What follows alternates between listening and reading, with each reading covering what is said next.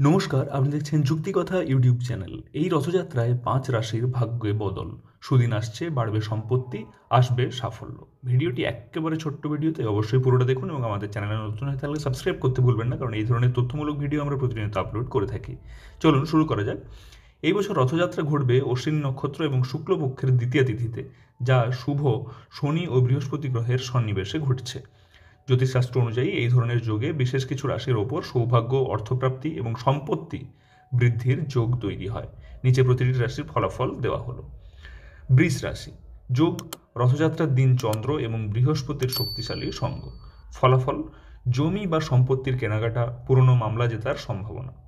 উন্নতি: bank balance বাড়বে, ব্যবসায় লাভ। এরপর কর্কট রাশি যোগ: শনি ও মঙ্গল গ্রহের চতুর্থ দৃষ্টিভঙ্গি। ফলাফল: বহুদিনের আটকে থাকা কাজ সফল হবে।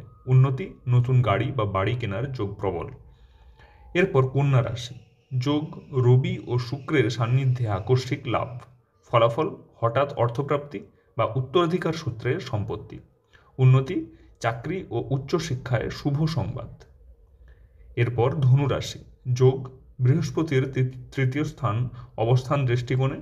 ফলাফল: বিদেশ ভ্রমণ ও পেশাগত সাফল্য। উন্নতি: নতুন ব্যবসায় লগ্নি করলে লাভবান হবেন।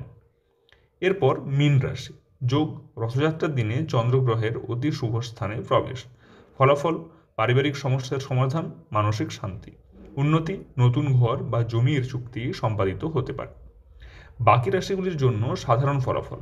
মেষ, মিথুন, সিংহ, তুলা, বৃশ্চিক, মকর ও কুম্ভ রাশির জাতকদের জন্য রথযাত্রা মিশ্র ফলদায়ক। আধ্যাত্মিক চর্চা বৃদ্ধি পাবে, তবে সম্পত্তি সংক্রান্ত বড় সিদ্ধান্ত এড়োনোই শ্রেয়। বিশেষ টোটকা: রথযাত্রার দিন সকালে জগন্নাথ অষ্টোত্তর শতনাম এটি পাঠ করুন, হলুদ বস্ত্র পরুন এবং ভগবান জগন্নাথকে চন্দন তুলসী দিয়ে পুজো দিন।